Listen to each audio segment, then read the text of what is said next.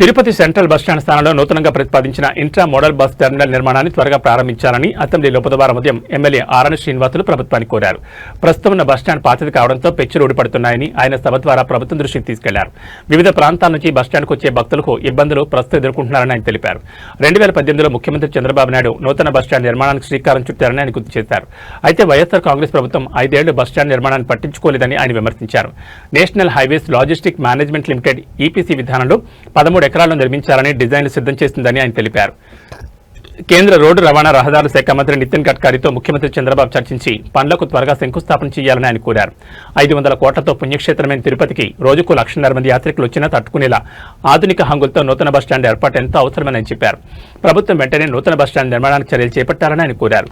Deputy speaker bus stand నిర్మాణానికి 500 కోట్ల అంటూ ఆశ్చర్యం వ్యక్తం చేయగా ఆ సంఖ్య నిజమేనని ఎమ్మెల్యే ఆరణి శ్రీనివాసులు స్పష్టం చేశారు. 16 సంవత్సరాల నుంచి డబ్బులు కట్టలేదు సార్.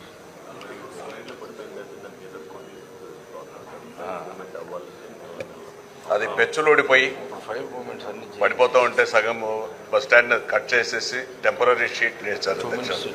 మిగతా సగం కూడా శిథిలావస్థలో ఉంది.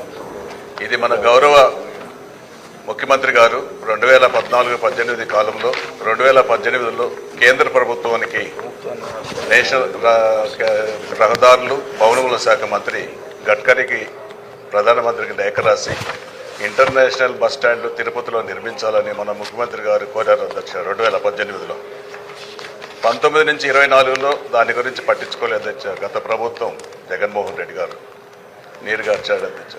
మరలా మన ఎన్డీఏ కూటమి ప్రభుత్వం వచ్చిన తర్వాత మన ముఖ్యమంత్రి గారు దానిపైన ప్రత్యేక శ్రద్ధ తీసుకొని దానిపైన కేంద్ర మంత్రికి మరలా చర్చించి లెటర్లు రాసి అప్రూవల్ తీసుకొని ఇప్పుడు ఒక అప్రూవల్ స్టేజ్ ఉంది అధ్యక్ష. మన మంత్రివర్యులు కూడా R&B రహదారుల భవనాల మంత్రివర్యులు కూడా దీనిపైన ఫాలో అప్ చేస్తున్నారు అధ్యక్ష. అది త్వరితగతిన పూర్తి చేస్తే అది తిరుపతిలో నివాసుల ప్రయాణికులకు యాత్రికులకు ఇటు ఒక పక్క రైల్వే స్టేషన్ ఒక 100 మీటర్లు ఉంది. విష్ణు నివాసం శ్రీనివాసం 50 నుంచి 100 మీటర్లు ఉన్నాయి. చాలా అనువు ఉన్నాయి. హోటల్స్ అంతా ఉన్నాయి. ఇవన్నీ చాలా ఇంపార్టెంట్ అధ్యక్ష ఈ బస్టాండ్. దీని కేంద్ర ప్రభుత్వంతో చర్చించి మరొకసారి మీ ద్వారా మన ముఖ్యమంత్రి గారు NHML నేషనల్ మేనేజ్మెంట్ లాజిస్టిక్ దీంట్లో పెట్టి ఈపీసీ కింద పెట్టాలని దాదాపు 500 కోట్లతో ప్రతిపాదనలు గత సంవత్సరం రోజులుగా ఫాలో అప్ చేస్తున్నాము. 500 కోట్లతో నేషనల్ హైవే అధ్యక్ష. National highway AC designs drawings అన్ని సార్. బస్ స్టాండ్ వరకు ఎంత అంటున్నారు? బస్ స్టాండ్ అది ఇంటర్నేషనల్ స్టాండర్డ్స్ తో చేపిస్తున్నారు అధ్యక్ష మన ముఖ్యమంత్రి గారి ఆలోచన విధానంతో. అది కొంచెం త్వరితగతిన చేపిస్తే బస్టాండ్ శిథిలావస్థలో ఉంది, చెడ్డపేరు వస్తూ ఉంది, పైచులోడి పడిపోతూ ఉంది అనేసి యాత్రికులు ఇబ్బందులు పడుతున్నారు. చాలా అవసరం అధ్యక్ష. రోజు లక్షలాది మంది యాత్రికులు ఆ బస్టాండ్లో దిగుతున్నారు. రైల్వే స్టేషన్లో నుంచి ఆ బస్టాండ్ నుంచి హోటల్స్ స్టే హోమ్స్ అన్నిటికీ చాలా కన్వీనియంట్గా ఉంది.